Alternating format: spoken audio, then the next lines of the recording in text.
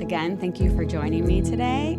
And we are going to talk today about breast cancer stuff. I wanted to talk to you specifically, though, about risk, because I feel like, when it comes to breast cancer, sometimes it's kind of this thing that's like hanging over women, like we get our mammograms, we, do our checks, right? Or whatever, your checks with your doctor or self-checks. But I don't know that everyone always knows what their personal risk is or how to know what their risk is. So I thought maybe if we could just go over different, risks and risk factors and all that kind of stuff. So I wanted to just talk first about what the primary risk factors of breast cancer are, just for women in general, like primary risk factors. Sure, no problem. Well, first of all, thanks for having me, Stephanie, to talk about you. this very important topic. Yeah. So some of the major risk factors for breast cancer. So the number one risk factor, it may kind of seem, it's very obvious, but kind of silly, but it is very important, is being female. And the reason why I bring that up, because there is a risk of male breast cancer. It is very rare, but males still have a risk of breast cancer. So it just emphasizes the importance that whenever we're talking about breast cancer, it applies to both males and females, and what to look for, again, applies to both male and female. The other biggest risk factor is going to be age. So a woman has an increased risk of breast cancer as they get older. So the median age of diagnosis for breast cancer is around 62 years old, which means that half of women are going to be diagnosed before they're 63, and the other half are going to be diagnosed 63 and above. All right. Okay. Other risk factors you need to be aware of, if you have a gene mutation that's associated with breast cancer. So a gene mutation that a lot of patients and a lot of people in the community know about is the BRCA gene mutation. Some celebrities like Angelina Jolie, also brought that into the mainstream media. So BRCA, BRCA has a high risk, 60+% lifetime risk of breast cancer. There's also risk of ovarian cancer as well. Yeah. And even pancreatic cancer too. So if a patient has the BRCA gene mutation, they are definitely high risk for breast cancer and need to be monitored and treated accordingly. Another risk factor is having a family history of breast cancer. Interestingly, most patients with a diagnosis of breast cancer actually don't have any family history of breast cancer, but they may have other risk factors. Another risk factor would be chest wall radiation to a young patient, young adult, or a teenager, and that has been used for some lymphoma cases. Someone who's maybe had a breast biopsy that showed abnormal cells, which we call atypical cells or atypia, that's also associated with the increased risk of breast cancer. So there are quite a few factors out there. And unfortunately, we still see patients who seemingly really don't have any risk factor aside from being a female who's maybe in their mid 60s or 70s. That's crazy. So there's a lot of things that you said that I want to go back to, but in the meantime, what can women do to reduce risk? So first of all, let me backtrack for a second. So the risk factors that you were talking about are things that women can't necessarily change. Correct. So what about risk factors that women can change or modify, right? So modifiable risk factors. Yeah. So the factors I discussed, like you said, are non-modifiable. You cannot change them. But there are risk factors, modifiable risk factors, which you can change. So what we recommend for women, which can help reduce their risk of breast cancer, a couple of things are maintaining a healthy weight, exercise regularly, limit alcohol use. Another risk factor, someone who's on long-term, so 10 years or more hormone replacement therapy, that could increase a woman's breast cancer risk. So if there are women out there on hormone replacement therapy, I recommend they be on it the shortest amount of time possible, lowest dose possible. Okay. What about birth control pill? Does that Birth affect control it? pill it's much lower dose than hormone replacement therapy. Patients tend to be on it earlier in life, right? You take Yeah. hormone replacement therapy after, once you hit menopause Right. or So you're already at a right. higher risk. Yeah, exactly. So birth control pills doesn't really seem like there is an increased risk of breast cancer, but Right. hormone replacement therapy, again, it's a higher dosage of hormones and Right. patients, can be on it for, long term. So that can be a contributing factor. Right. So, so for women who have those non-modifiable risk factors, some of those suggestions that you made, does that help at all? Like the healthy weight and the reduced alcohol and exercise, like, does that help at all if you have a non-modifiable risk factor? Yeah, so definitely they can help. To what degree? Yeah. It's, is it going to really decrease someone's risk whose BRCA gene mutation over 60+% to significantly less? Probably not, but it definitely does, help a patient. Right. So let me ask you this. There are other genes, though, aside from BRCA, that will make a woman high risk or? Yeah, so there are a few other genes that we know now that we didn't really know about 10 plus years ago. So if someone underwent gene testing, let's say 20 years ago for breast cancer, they were probably just tested for BRCA. Right. There's actually 2 BRCA genes, BRCA1 and BRCA2. So they're probably just tested for 2 genes. Now we know that there are much more than 2 genes associated with breast cancer risk. And some of those genes, like CDH1, CHEK2, PALB2, those are some of the other genes. And they can have a risk not only with breast cancer, but with stomach cancer or with colon cancer. So genetics testing is definitely something to consider in someone who is a high risk or has a family history of breast cancer. Right. So when we talk about risk assessment, so what does that mean and what's involved with risk assessment? So this is an individualized risk assessment where we go through the patient's personal history, such as menstrual history. Have they had breast biopsies? Did the breast biopsy show abnormal cells? We also go through their family history, asking family history of breast cancer and ovarian cancer. Anyone in the family who's had genetic testing, did they test for BRCA gene mutation or not? We also go through mammogram findings as well with breast density. So there's a lot of factors that contribute to a risk assessment. And there's a couple of different validated risk assessment models out there.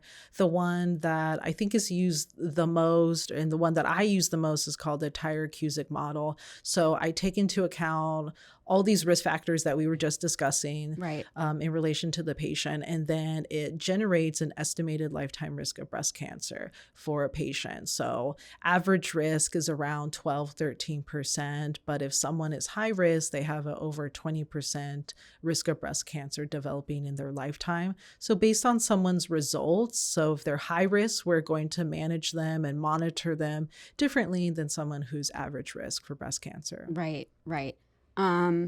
That's interesting. And how does breast density play into risk?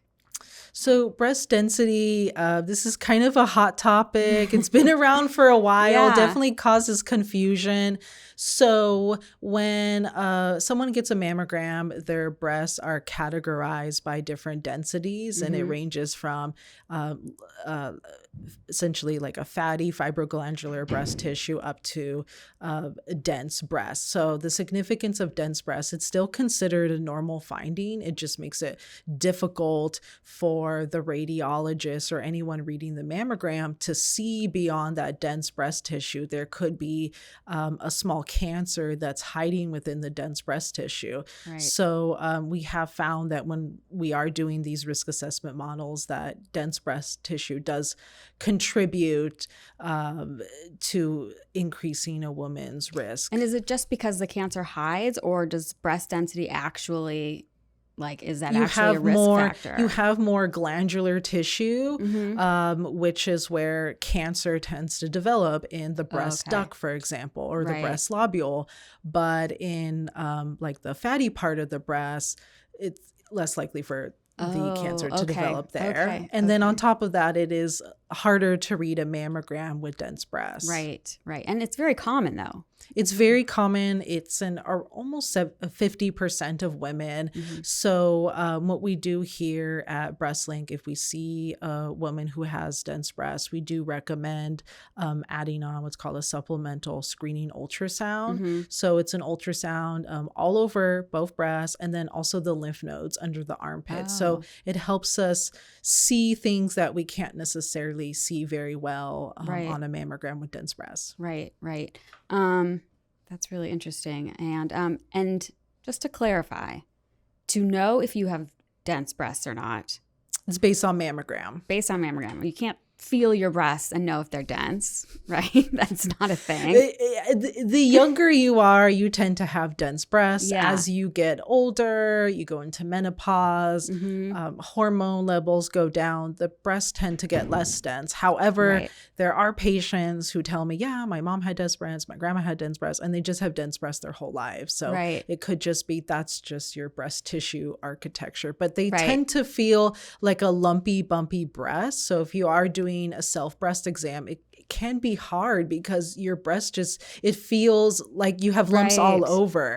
So it can be challenging. Right. Because someone the other day said to me, like, my breasts are just so heavy, so I know they're dense. And I was like, that's not how you know that they're dense. So going back to what you were saying before about women being older as a risk factor, right, in their 60s. There have been a lot of reports that have come out about younger women being diagnosed more with breast cancer. I mean, with different kinds of cancer, but also with breast cancer, right? There was a report released by the American Cancer Society that young women are being diagnosed with various cancers at an increasing rate. So what do you think about that statistic? I think one of the biggest things now compared to 10 plus years ago is that risk detection has definitely increased. So I think patients are more aware that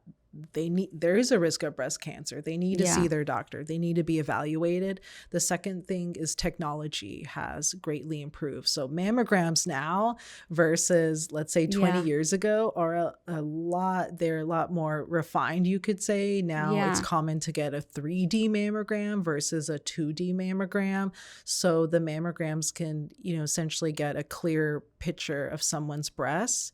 Again, awareness and increased technology and detection has led to increased detection rates of breast cancer. So you can see that trending over the years. Right.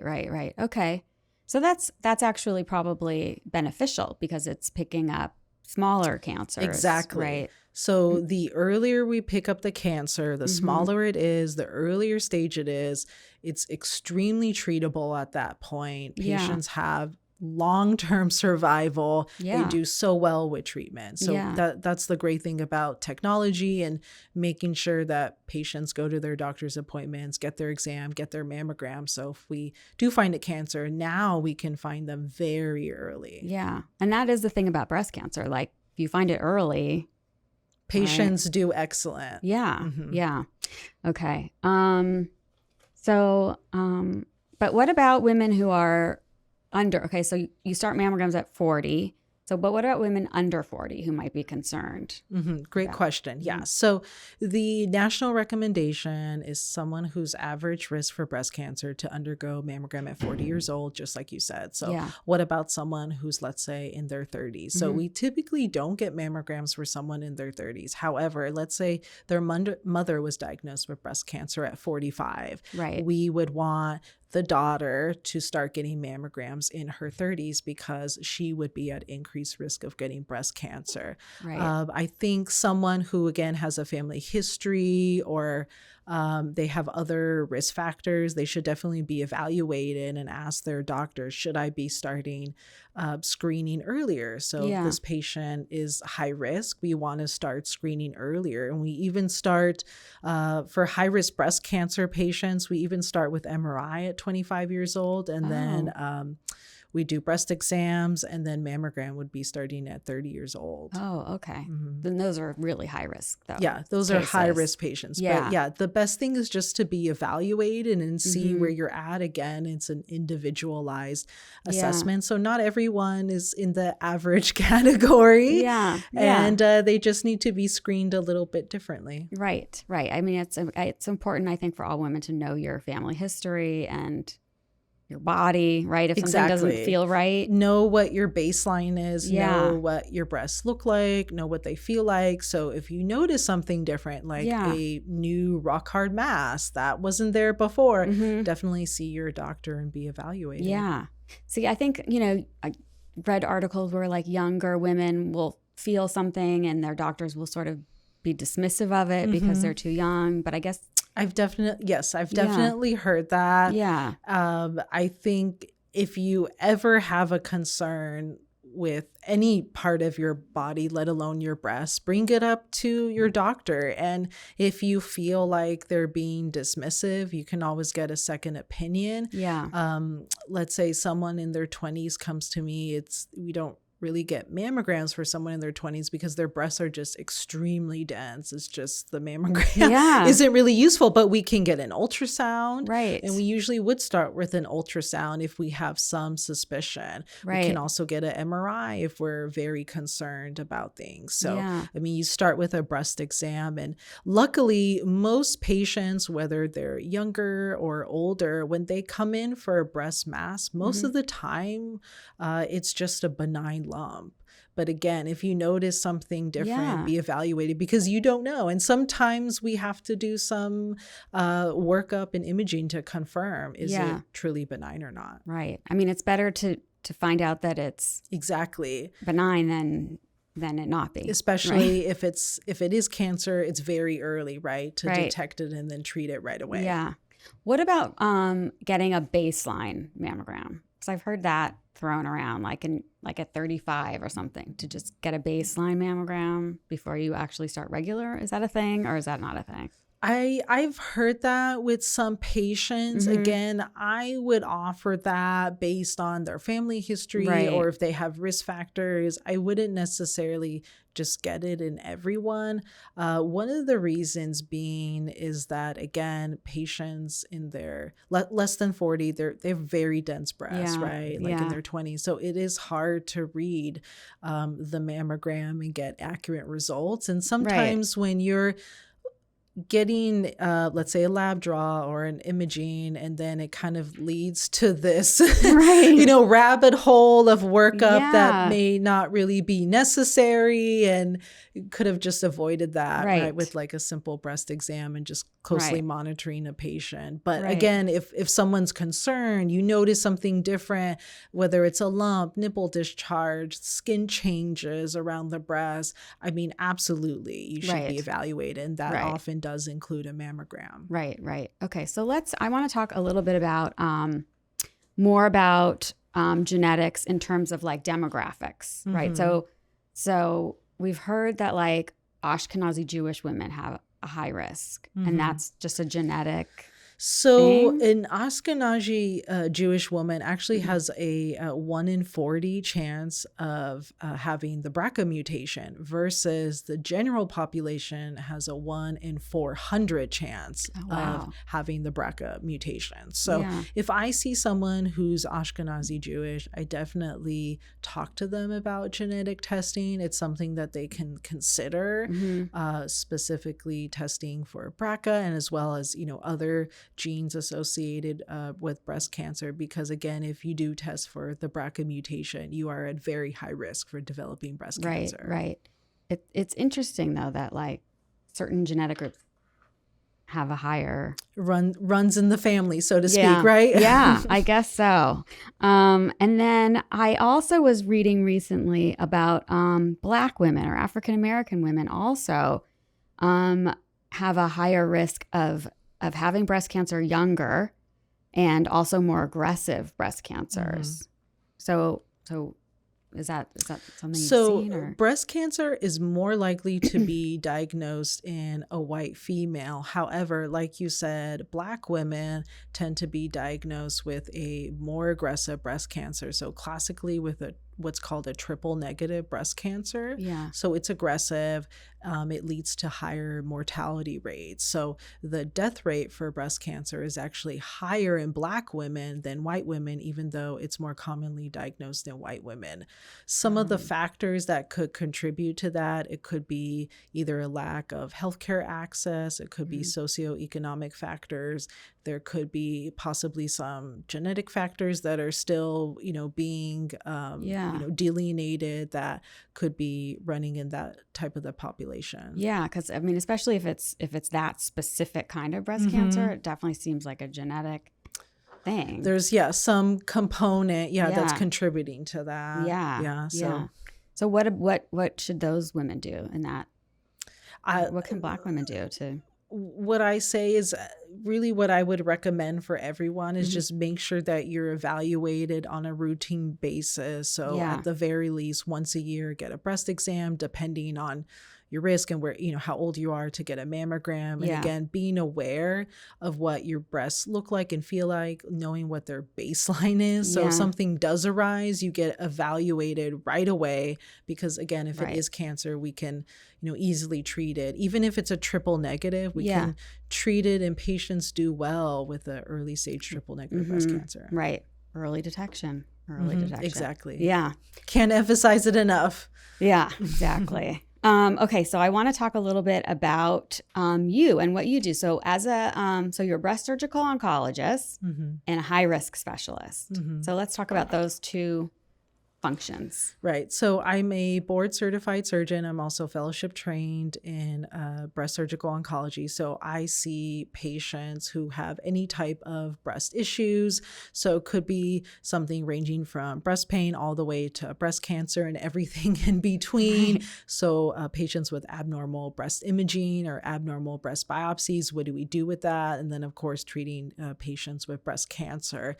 As a high risk specialist, I see patients who are referred to me who are deemed by their primary care as being high risk, and then I assess that with them, or patients that we're not really sure if they're high risk. So I'll do a risk assessment with them that goes through their personal history, their family history, all those risk factors that we talked earlier about, and then I will see what their estimated lifetime risk of breast cancer is. So again, if they're high risk, I'm going to monitor them more closely than someone who is average risk. High-risk patients, what we can offer them is close imaging surveillance, close surveillance with breast exams as well. There is prophylactic surgery that applies to some patients. For example, if they're BRCA gene mutation or they have other factors that make them very high risk for breast cancer. In certain cases, they get referred to medical oncology. There are medications that are hormone blockers. Essentially, it's an anti-hormone replacement therapy in a way that can decrease a patient's breast cancer risk. So there's definitely a few things we can do for a patient, but it's very comprehensive. It's multidisciplinary. It involves the patient with multiple doctors taking care of them, overseeing their care, and just closely monitoring them. Right. So for the monitoring, like when you talked about other imaging, like what other imaging do you add it on to mammogram? So mammogram is standard. We get that once a year for patients. If they're high risk, usually what we also get once a year would be a breast MRI. And we stagger the mammogram and the breast MRI apart.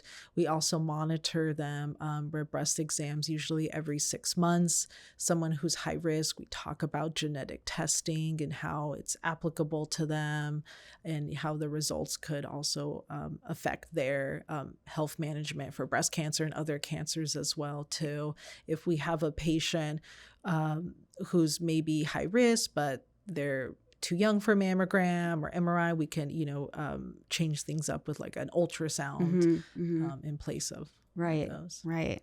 There is a lot that women can do, in terms of managing their risk, or if they are high risk. So how would somebody, let's say they want to talk to you about their risk, how would somebody reach out to you? So they would essentially just schedule a consultation with me. They can either, call the clinic. They can also reach out via the website electronically if they are interested to just be evaluated. Are they high risk? If they are, what do we need to do about that? And we can definitely take care of that. Right. Yeah. I mean, it's encouraging to know that there is so much that women can do. Absolutely. And just emphasizing, like you said earlier, early detection is key, right? Yeah. I mean, I think about like, personally, I was like 41 when I had breast cancer. Which is like, young. Yeah. So I think about my daughter who I guess would have to start her screenings like 30, 31, right? Can definitely have her, be evaluated, and come up with an individualized plan for her. Yeah. So with regard to the genetic testing, because I know we talked about this once before, like I had the genetic testing and then I redid it because, after 10 years it had evolved. Do you see that continuing to evolve? Yeah, I think it's definitely going to evolve. It's going to improve. A really common finding we see on the results is what's called a VUS, which stands for a variant of unknown significance. So that's considered a negative result. However, as more patients get tested, all those results are compiled by the genetics company. And what they can stratify is, oh, wow, all those patients who had that variant in this particular gene, it actually amounted to nothing, which is the most common result. Yeah. Or wow, all those patients with that variant ended up developing a melanoma, let's say. Okay. And so that's just one example of how genetic testing is improving as, again, more patients get tested. Right. And it seems like they're being able to identify genes for more cancers also, right? Yeah. And just like I mentioned for breast cancer, we only knew about BRCA. Yeah. There were just 2 genes, and now we know that there's essentially a plethora of genes associated with breast cancer, with different risks of breast cancer. Right. Because the second time I tested, there were more questions about family history, like more cancers to check off in terms of like the first time it was just breast cancer, which side of your family, and that was it. And then the second time I did it, it was more. There are more cancers and. And that's because risk assessment has also improved, like mammographic findings are included in risk assessment and more about a patient's family history of not only breast cancer, but let's say ovarian cancer. So it's improved. It's very individualized. It gives us a really effective tool to see where a patient is at and how closely we have to monitor them. Yeah. I mean, I would say if you've had almost any kind of cancer in your family, it's worth being evaluated. Definitely. Yeah. Yeah. So that's important to think about also, I think. And if you're concerned about your risk, it's definitely worth an evaluation. Yeah, absolutely. Okay. Thank you. Well, this was super interesting. I don't know. I think it's good knowledge, and knowledge is power, right? Exactly. Just bringing awareness to patients and to know what to look for. And if there's ever concerns, just be evaluated. Be evaluated and advocate for yourself. Absolutely. Too. That's a really big thing. Yeah. Yeah. There's people you can reach out to if you're not getting the answers you want. Like exactly. Dr. Bonev. Thank you. Thank you. This was great. Thank you so much.